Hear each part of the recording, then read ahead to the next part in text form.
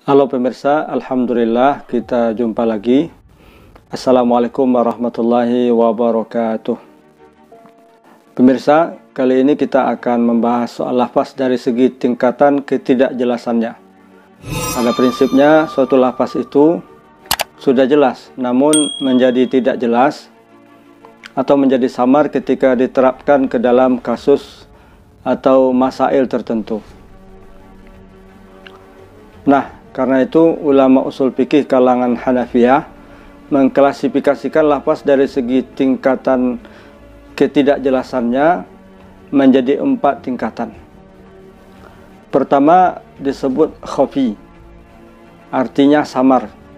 Kedua adalah lafaz yang muskil, artinya lafaz samar karena makna ganda dalam sebuah lafaz. Ketiga adalah lafaz mujmal, maknanya masih bersifat global. Yang keempat adalah mutasyabih, yaitu samarnya bersifat di mana maknanya tidak bisa ditangkap sama sekali.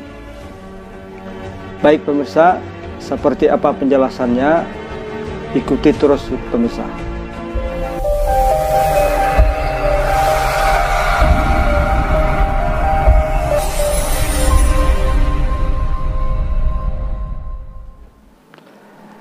Baik pemirsa, jadi jika pada video sebelumnya kita sudah menjelaskan lafaz dari segi tingkat kejelasannya, yaitu juga 4 tingkatan, yaitunya zahir, nas, mufassar, dan muhkam. Maka pada video kali ini kita akan menjelaskan lafaz dari segi tingkat ketidakjelasannya. Dalam istilah ilmu usul fikih disebut dilalatul alfaz min haitsu khafiyud dilalah 'alal makna.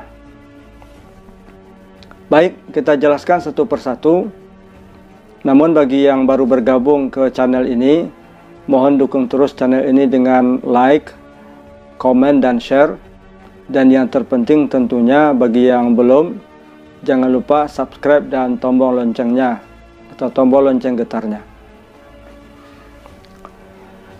Baik, mari kita jelaskan satu persatu lafaz dari segi tingkat ketidakjelasannya atau tingkat kesamarannya satu persatu. Pertama, lafaz khafi. Secara bahasa artinya khafi itu adalah samar atau tersembunyi. Maksudnya yaitu lafaz yang samar karena sesuatu yang berasal dari luar nas. Nas atau lafaz pada prinsipnya bersifat jelas, akan tetapi menjadi tidak jelas ketika diterapkan ke dalam kasus atau masail tertentu. Kita ambil contoh. Contohnya adalah firman Allah Subhanahu wa taala di dalam surah Al-Maidah ayat ke-6.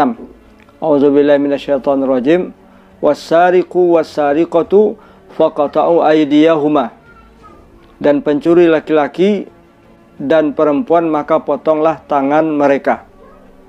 Di sini ayatnya jelas, namun menjadi tidak jelas ketika diterapkan apakah nasyal alias copet atau dengan keahlian tertentu seperti hipnotis. Apakah orang ini termasuk pencuri juga? Atau ada istilah lain, pencuri kain kafan, yang dalam bahasa Arab disebut nabash. Apakah juga termasuk pencuri?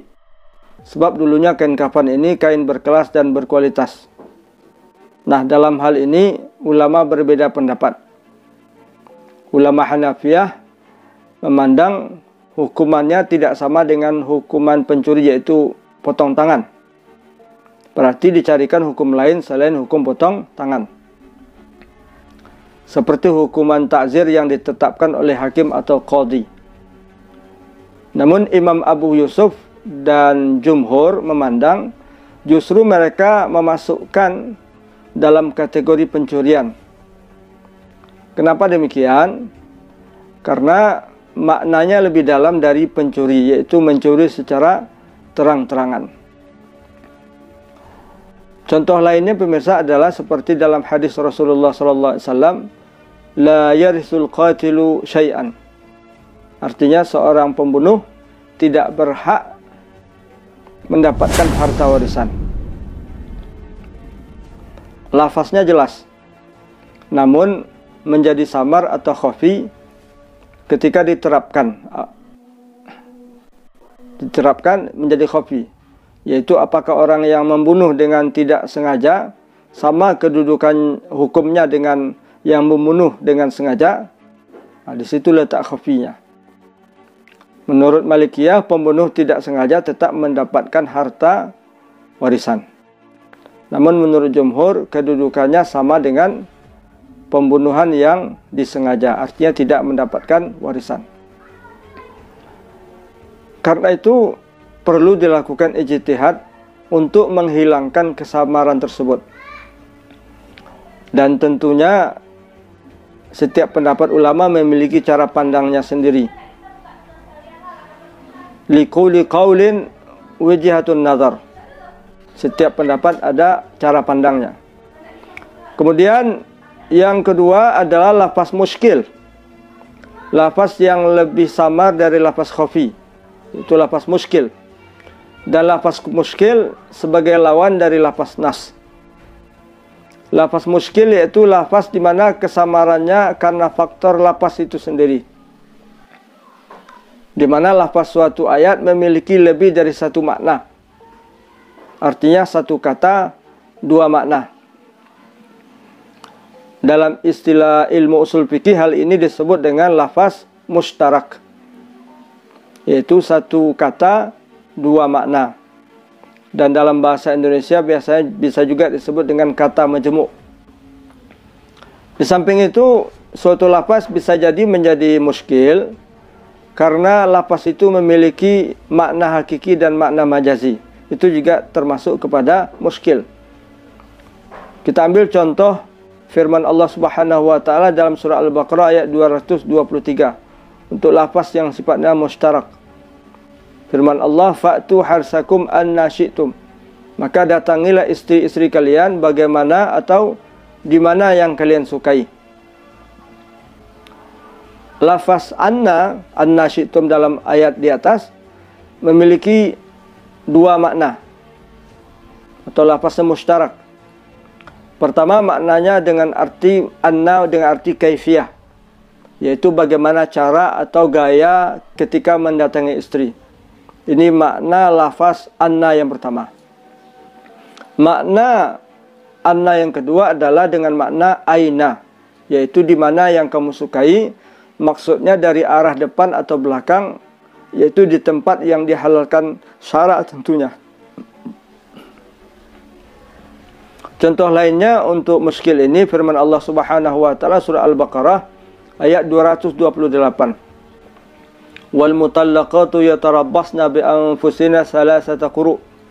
Dan wanita-wanita yang ditalak suaminya masa iddahnya 3 kali quru. Lafaz atau kata quru atau qur'u dalam bahasa Arab memiliki dua makna. Pertama, maknanya adalah suci dari haid atau taharah. Dan yang kedua, maknanya adalah haid itu sendiri. Menurut mazhab Hanafiyah dan Hanabilah, makna quru dalam ayat di atas adalah haid. Jadi iddah wanita yang ditalak oleh suaminya adalah 3 kali haid. Berbeda halnya dengan mazhab Maliki dan Syafi'i. Mereka memaknainya dengan makna suci. Jadi masa iddahnya wanita yang ditalak oleh suaminya adalah 3 kali suci. Pemirsa, sebelum kita pindah pada bagian ketiga dari lafaz yang tidak jelas ini, yang ketiga nanti adalah lafaz mujmal, perlu sedikit dijelaskan bahwa untuk menghilangkan kesamaran pada lafaz khafi, apalagi terutama pada lafaz muskil, maka diperlukan ijtihad dengan memperhatikan karinah-karinah, indikasi-indikasi terkait dalil-dalil yang lainnya. Baik. Kemudian yang ketiga adalah lafaz mujmal sebagai lawan dari lafaz mufassar sebelumnya yang pernah kita bahas pada video sebelumnya. Lafaz mujmal yaitu lafaz di mana tingkat kesamarannya melebihi khafi dan muskil. Di mana kesamarannya hanya bisa hilang melalui penjelasan dari pembicara itu sendiri, yaitu Allah Subhanahu wa taala. Syekh Wahbah Az-Zuhaili mengatakan, "Fala yudraku ma'nahu bil aqli wa innamu yudraku bil naqli anil mutakallim." Artinya, makna suatu lafaz pada mujmal tidak bisa hanya dengan melalui rasio atau akal saja, namun hanya bisa melalui penjelasan dari pembicara itu sendiri, yaitu Allah Subhanahu wa taala. Contohnya adalah perintah menegakkan salat, menunaikan zakat, melaksanakan haji. Semua ayat-ayat ini bersifat mujmal, dan hanya Allah Subhanahu wa taala yang berhak menjelaskan mafhum pengertian syar'inya atau tata cara salat, beberapa kadar zakat, dan bagaimana kaifiat pelaksanaan haji dan umrah, dan begitu seterusnya. Nah, lafaz mujmal yang telah dijelaskan oleh Allah secara sempurna dan detail terkait salat, zakat, dan haji, maka otomatis dia akan berubah menjadi mufassar. Dan tentunya tidak ada lagi ranah untuk takwil dan taksis atau ranah untuk ijtihad. Namun seandainya ada lafaz mujmal seperti lafaz riba contohnya, di mana syarak tidak menjelaskan secara detail hakikat riba tersebut. Maksudnya apakah sebatas pada objek yang disabdakan Nabi saja, atau itu hanya sekedar sampel saja, sebagaimana dalam hadis Nabi SAW yang berbunyi, "Az-zahabu bil-zahabi wal-fiddatu bil-fiddati wal-burru bil-burri wasyairu bil-syairi wat-tamru bil-tamri wal-milhu bil-milhi mislan bi-mislin sawa'an bi-sawa'in yadan bi-yadin." Begitu kata Nabi. Artinya emas dengan emas, perak dengan perak, gandum dengan gandum, korma dengan korma, juga garam dengan garam, hanya boleh dibarter. Artinya maksudnya di sini supaya tidak jatuh pada riba, kata Nabi, harus dengan yang sejenis. Takarannya harus sama dan dilakukan secara yadan biyadin atau tunai. Lalu kata Nabi, lanjutan dari hadis tadi, fa idza ikhtalafat hadhil asnaf fabi'u kaifa syi'tum idza kana yadan biyadin. Hadis ini diriwayatkan oleh Imam Muslim. Namun kata Nabi, jika objeknya berbeda, maka silakan kalian lakukan jual beli atau barter selama dilakukan secara tunai. Tapi kalau sama, jatuhnya kepada riba, begitu lebih kurang. Nah, di sini terbukanya peluang ijtihad dalam menentukan apakah riba hanya sebatas yang disebutkan dalam hadis di atas, atau mencakup objek apa saja. Nah, ini butuh ijtihad. Lalu yang terakhir atau keempat yaitu lafaz mutasyabih. Lafaz yang paling samar, atau saya sebut dengan super samar. Artinya lafaz yang kesamarannya di mana hakikat maknanya tidak diketahui sama sekali, karena Allah Subhanahu wa taala tidak menjelaskannya sama sekali. Atau istilahnya istasarallahu bima'anihi. Artinya hanya Allah yang tahu maknanya. Lafaz mutasyabih ini pemirsa banyak berkaitan dengan ranah akidah atau hal-hal yang bersifat ghaibiyat, yang gaib. Terkait dengan ayat-ayat yang bersifat amali atau ranah fikih, maka lafaz mutasyabih bisa dikatakan tidak ada. Jadi sekali lagi, lafaz mutasyabih hanya ada di ranah akidah pada umumnya. Terkait hakikat sifat dan perbuatan Allah Subhanahu wa taala itu ranah akidah. Dan juga terkait huruf-huruf muqatta'ah seperti huruf alif lam mim, kaf, ha, ya, ain, shad, itu semuanya adalah termasuk ranah mutasyabih. Lalu terkait mengetahui sifat dan hakikat perbuatan Allah ini, maka ada dua pendapat ulama dalam hal ini. Pertama, mazhab salaf, yaitu mazhab tafwid istilahnya. Artinya menyerahkan hakikat maknanya kepada Allah Subhanahu wa taala. Kita ambil contoh firman Allah, yadullah fawqa aydihim. Tangan Allah di atas tangan mereka. Atau ayat yang masyhur, Ar-Rahman 'alal 'arsy istawa. Allah yang Rahman bersemayam di atas arasnya. Nah, maka kedua ayat ini, hakikat tangan, hakikat bersemayam di atas aras, menurut mazhab salaf diserahkan kepada Allah Subhanahu wa taala hakikat sebenarnya. Kemudian mazhab khalaf atau generasi setelah salaf, mereka melakukan takwil sesuai dengan kehendak dan tuntutan bahasa Arab, tapi dengan tetap menjaga kesucian dan kemahakuasaan Allah Subhanahu wa taala. Kedua mazhab ini tujuannya adalah tanzihun lillah, mensucikan Allah dari sifat-sifat yang tidak layak. Menurut mazhab khalaf, lapas tangan dalam firman Allah, yadullah fawqa aydihim, mereka maknai dengan kekuasaan Allah di atas kekuasaan atau kemampuan manusia atau mereka.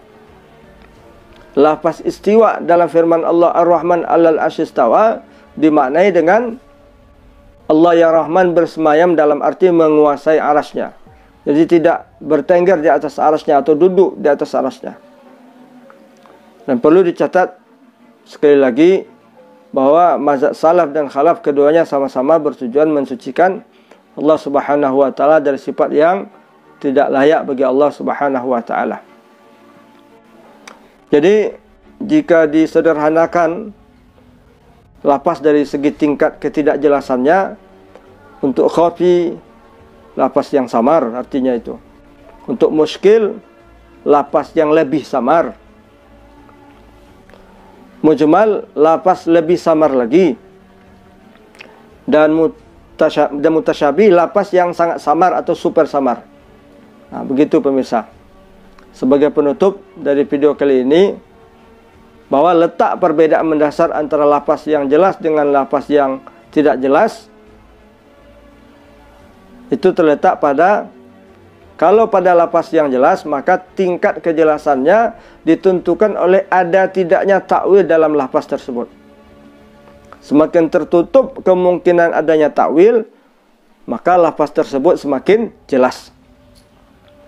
Dan tingkatan tertinggi tertutupnya kemungkinan adanya takwil terdapat pada lapas muhkam. Sementara pada lafaz yang khafiyud dilalah atau yang tidak jelas atau yang samar, maka tingkat kesamarannya ditentukan oleh kemungkinan bisa tidaknya kesamaran tersebut dihilangkan.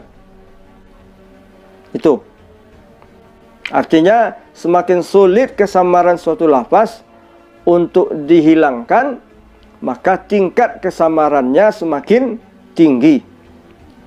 Dan tingkat kesamaran tertinggi daripada khafiyud dilalah ini adalah mutasyabih. Demikianlah pemirsa, kita jumpa lagi pada kajian Dilalatul Alfaz di video berikutnya. Dan jangan lupa dukung channel Kajian Islam ini dengan like, komen, dan share. Semoga menjadi multi level pahala. Dan yang terpenting tentunya adalah subscribe dan tombol lonceng getarnya. Assalamualaikum warahmatullahi wabarakatuh.